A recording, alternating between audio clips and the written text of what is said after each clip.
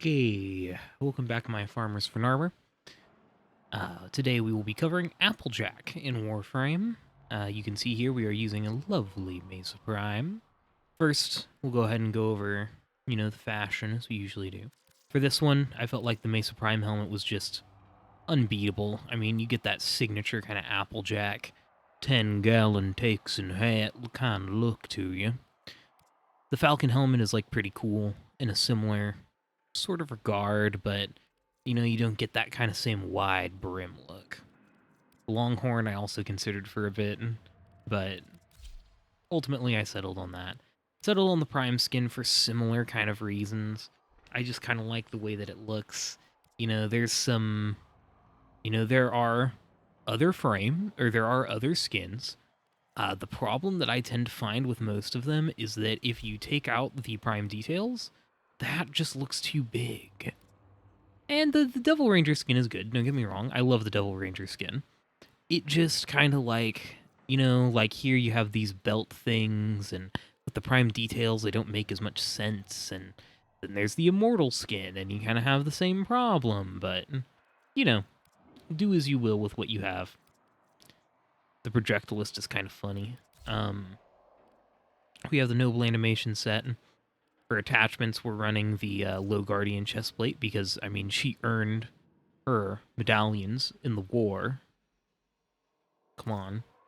The Provoke because I kind of just felt like it was like kind of, in character.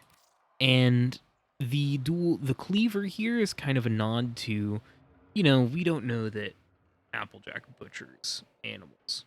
As far as we know, the horses in My Little Pony don't even eat meat. However, she works on a farm. It's entirely possible that she still butchers animals. She has, I believe, pigs and cows on the farm, and I don't see why you would have pigs if you don't butcher them. But I also, would they be doing it for trade with the dragons? Who knows? Anyway, I felt like it was a nice touch. I felt like it was a cool sort of thing that felt fairly in character. Otherwise, we have the Riv Elite to kind of help balance out our silhouette here. We have the Heartwood, just because that felt kind of in character for Applejack. She's very in tune with her farm and the woods and the apple trees, and I kind of liked the extra decoration there. No Syandana, no sigils. For the colors, I believe, yep, attachments are just copied. Here we have this top color in Twilight. Here we have this yellow in Corpus. We have this orange right here in the middle of Classic Saturated. We have this Hallows Eve, not Halloween, Hallows Eve green. And then for the reds, Classic Saturated, and then the same green as Hallows Eve. If you need that slowed down, I will link my DeviantArt below, where I believe I have all of the colors mapped out and everything, and it's, easier to look at. Otherwise, Sancti Tigris. This is just a good old farmer shotgun is what this is. And so it was pretty dang obvious that I was going to end up picking it. As for the skin, I designed this skin around the Tigris. I kind of like the, engraving, because I just kind of dig it. But if you have the Exilus or the Tekalu skin, feel free to use those. Why Sancti Tigris over Tigris Prime? A simple answer, I don't have Tigris Prime.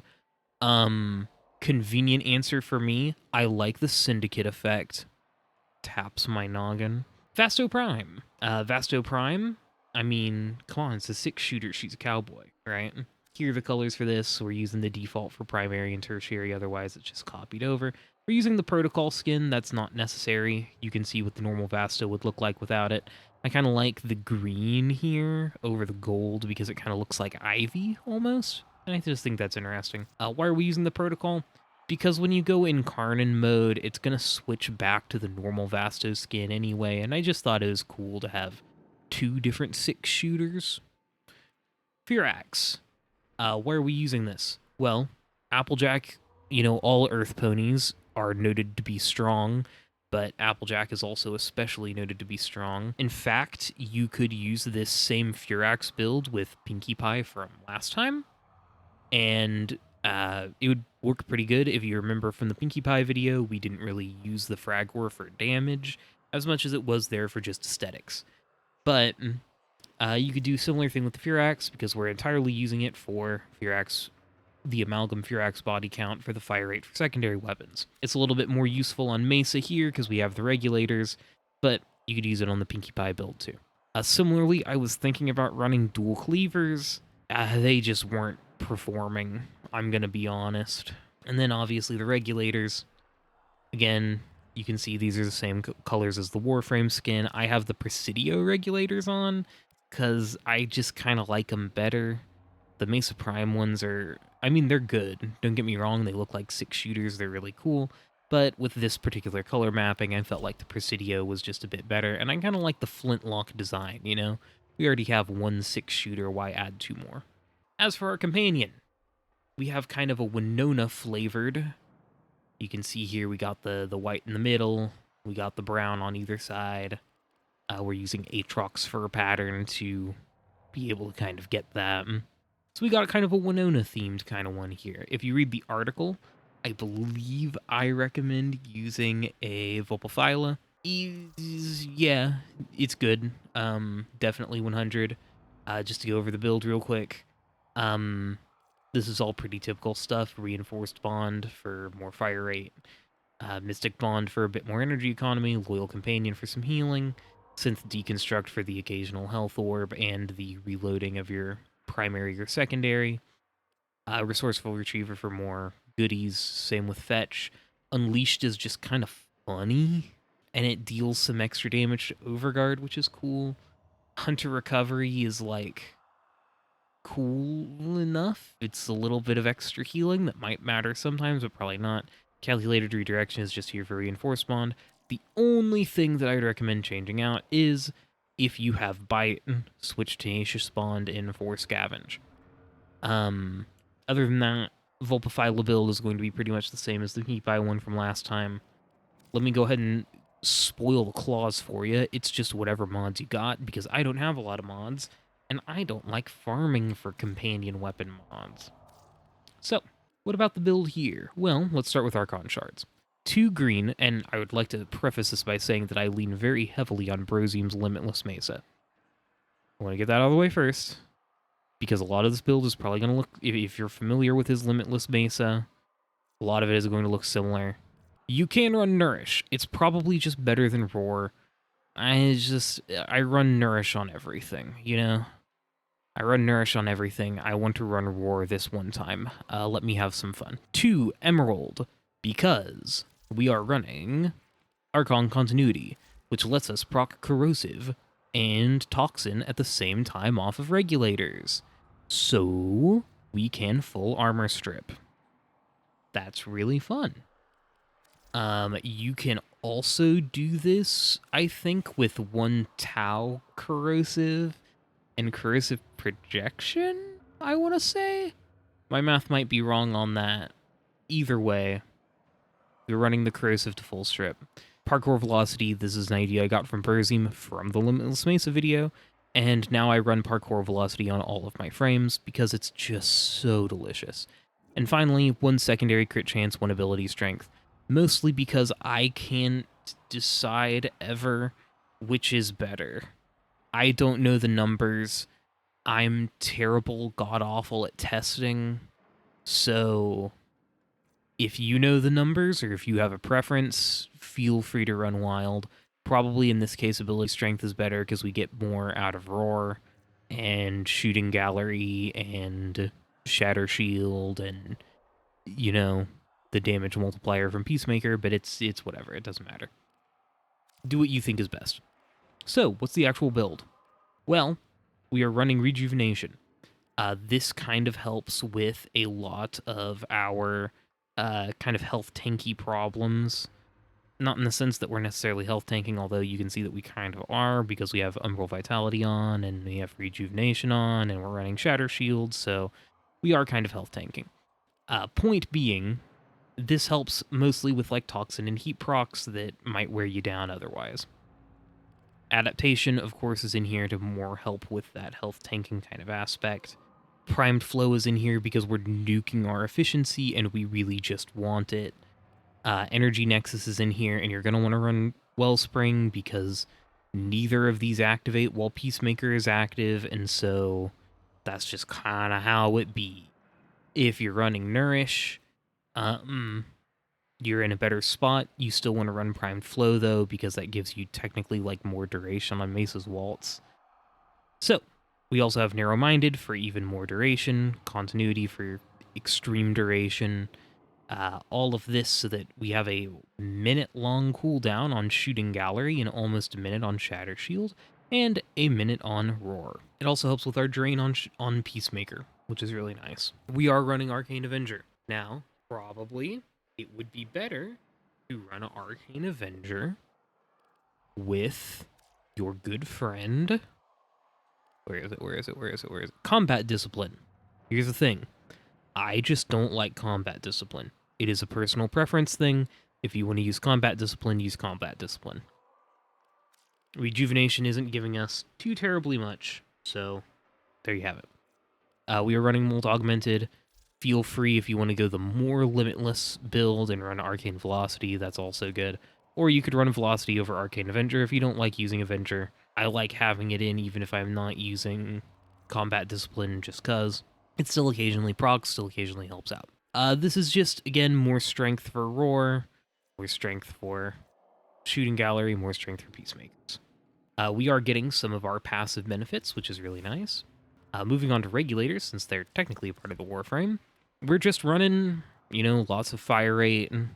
We're running some good old Toxin and Magnetic. Because of our lower status chance, we don't get as many procs as I would like, but that's just kind of the breaks of this build.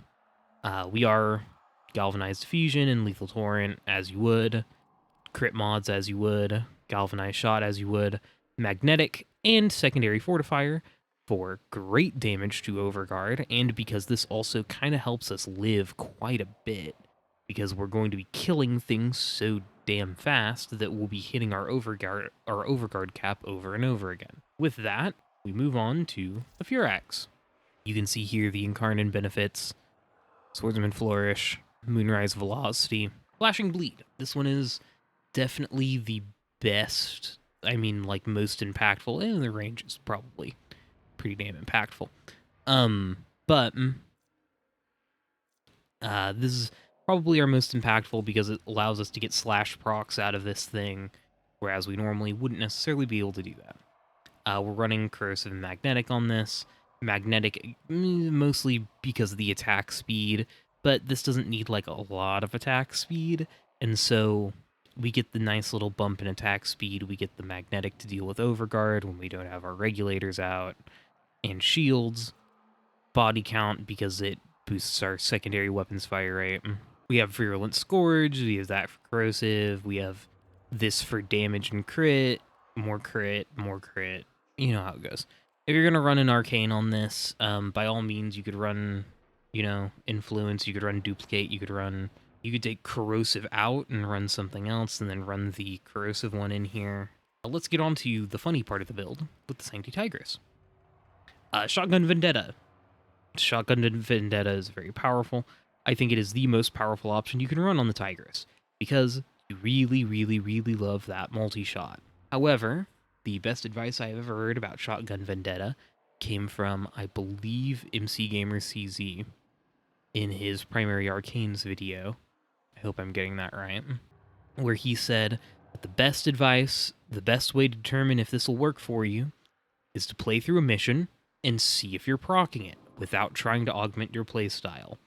Because it's really hard to augment your playstyle just to proc Shotgun Vendetta.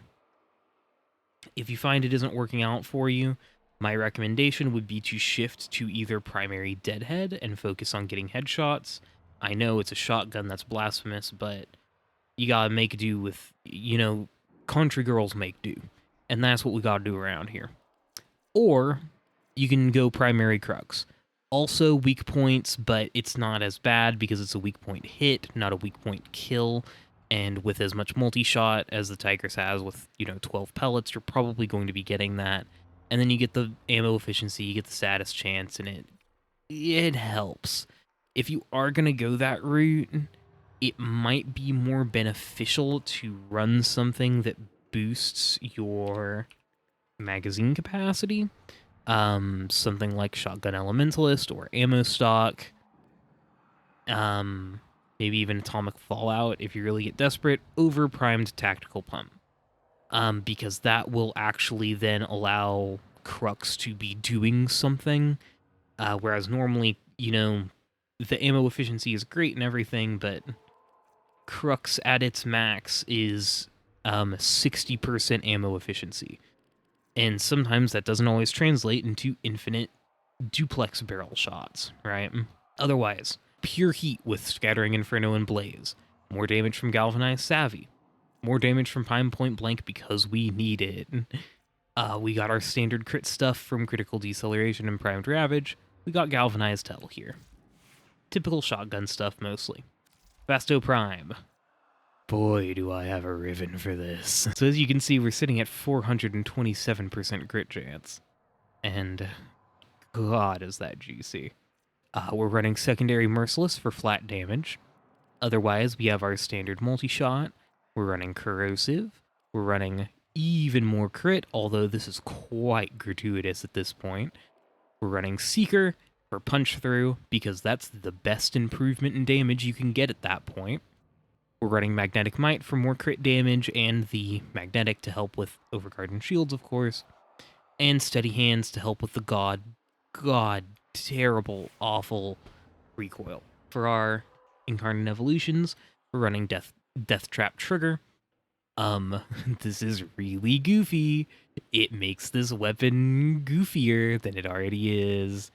Minus 50% recoil, because of course, and increase base critical chance again by 18% to be even more goofy. So, if you don't have the Riven, what will you do instead? Well, you can run Hornet Strike, because I mean this is base damage and crit chance, so you'd run Hornet Strike. You could run more crit chance if you wanted. Let me look. Probably Prime Pistol Gambit is going to be better for most people over Creeping Bullseye. That's something to consider. You could run Faction Mod here. You could run Pistol Elementalist here. That might be, you know, we don't really... No, actually, sorry. I said wrong. Don't run Pistol Elementalist because we don't really have any damaging statuses. However, you get the point. You kind of slot in whatever your next best mod is. For some people, that might even be Primed Heated Charge. It's not going to be bad, let me tell you. At some point, though, even without the Riven, this just... it gets goofy. So let's go ahead and show off how goofy it gets. First, we will be running Shooting Gallery. I won't show you Roar yet, so you can see the Tigris do be putting in some work. You know, it does what the Tigris does best, which is you walk up to the guy, you go pow pow, and then a second later he dies from all of the procs you put on him, right? In this case, you know, as we're going to be stacking Shotgun Vendetta more and more and more, we'll be able to kind of, you know, shoot once or twice and then walk away more compared to our earlier kills. Let's see if he's dead. Not quite. Almost, though. One punch. Yeah, one punch. So, compare that to the Vasto Prime. Bang. Ah, that's not much, you might say. Bang. Not much, you might say. Bang. Oh. That was a red crit. Oh, another red crit. Now let me show you where it gets juicy.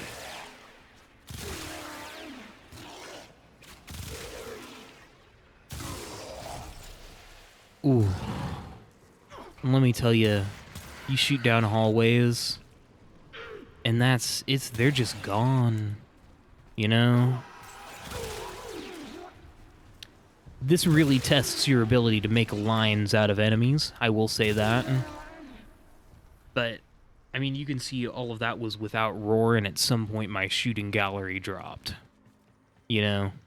And we got max energy pretty much at some point there. So, Regulators. Without any buffs, it's going to take it a minute to kind of gear up, but you can see when we start focusing down enemies, it just bleeds them. Just bleeds him. Just bleeds him. You can see we're draining energy pretty fast. That is the one downside to this build, that you drain energy pretty fast. But yeah, so I'll go ahead and hop out of the simulacrum, and we can go ahead and take Mesa on the regular test. So these are worthy foes. Underestimate them at your peril. This is another situation where you'll use it to breach the gates. This build really isn't going to get to show off its, you know, pizzazz as much as I would love it to. Simply because it really benefits from being able to have that high crowd density to get the ability to, like, really build up, and I died.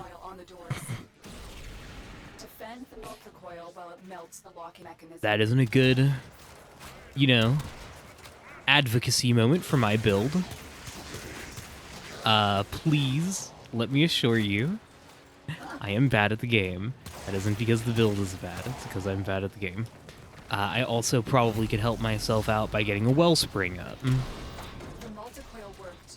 Come on, there we go. But we really benefit from being able to get our buffs built up, you know?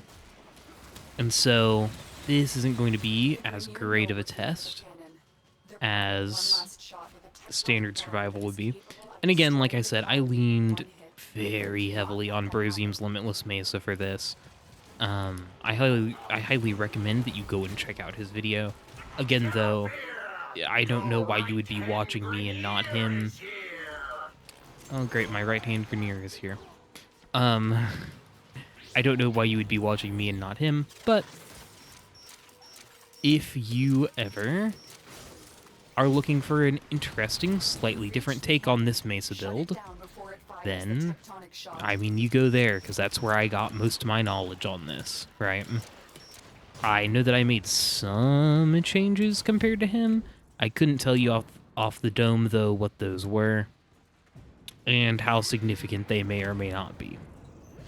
All I know is that it's slightly different. Primarily because he uses Nourish and I use Roar. I will say that the way that this is structured, I believe the only way we have of getting viral on things is good old Sancti Tigris explosion. So that's something to consider. The Navar cannon is out of operation, but you're not done yet. Find the command center. However, Controls the Navar cannon's telemetry systems. Use it to you can always switch to a Panzer, and or you can always, I mean, just kind of run around and sit with this open, have it collect affinity passively, especially if you're playing with other people. And that'll be like chill and cool and fine. You'll need to locate all 3 of the telemetry Oh, those are really annoying spawn points for the telemetry keys. Anyway. And so you can just have it passively be getting, you know, affinity as you're running around, and then it'll pop on occasion, and you get the big boost in damage, right? Or you can run a Panzer, or you can run Nourish, or you can even more simply just run Viral on your weapons instead of Corrosive. It's, you know, build for whatever you think is best. I just liked having the Winona aesthetic. I feel like it makes the video different from the article. Gives you reason to go read the article, gives you reason if you're coming from the article to watch the video, you know? Can I not get hung up on that? Thank you. Good. 1 more to go. Bro, we got the Joker in here. We got the Joker mort. Oh god. Let's go ahead and show off the regulators some, I suppose. You can see once they get going, they get going. If you feel like you're having damage problems, I would recommend switching Fortifier for, you know, Merciless. You could even, what's the one that gives you a whole bunch of crit? Oh, I forget what it's called, but you switch from your melee to your you switch from your melee to your secondary, and it gives you a whole bunch of crit and enervate, maybe. Encumber? No, encumber is the status chance one. I don't know. You do that one, and I think it's a Fortuna Arcane. I might be wrong though. And you do that one, and actually I think I am wrong. I don't think it is a Fortuna Arcane. I don't know. I don't know where you get it. I don't even know where I got my copy from. Anyway, it converts your combo count into crit chance, and that one is also like really good because you can use your palms to rack up a bunch of crit chance, and that's like, you know, really solid, especially considering they start with the bonus combo count. That's the Furax's like cool, fun side effect that it does. Where is the guy? There's the guy.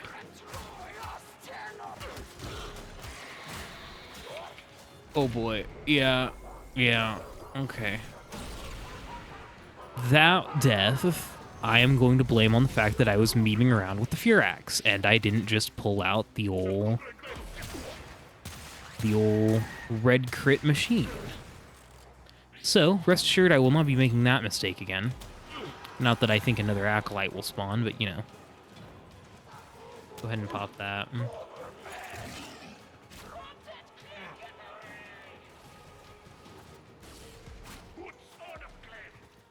I will say that, like, the Vasto Prime is one of those ones that I think most needs to have its incarnate mode magazine capacity be changeable, because just the 24 shots is like not phenomenal. You'll also notice that I kind of do a sweep whenever I shoot. And back when I used to play this particular build more religiously to test it, it's a skill that I developed because you just tend to kill more things. You'll note that most enemies die when the first bullet hits them. And then the bullet goes through them and hits the guy behind them, and then that guy dies. And so, you know, you just kind of sweep it across the screen a little, and it tends to get more kills that way. Anyway, there's the test. I know I'm historic for dying on these, but again, it's because I'm a little rusty. And rusty with these builds specifically, and just not phenomenal at playing the game. I go down all the time, even when I'm playing in squads. So, that was the build. I hope every pony enjoyed it, and I'll see you all next time.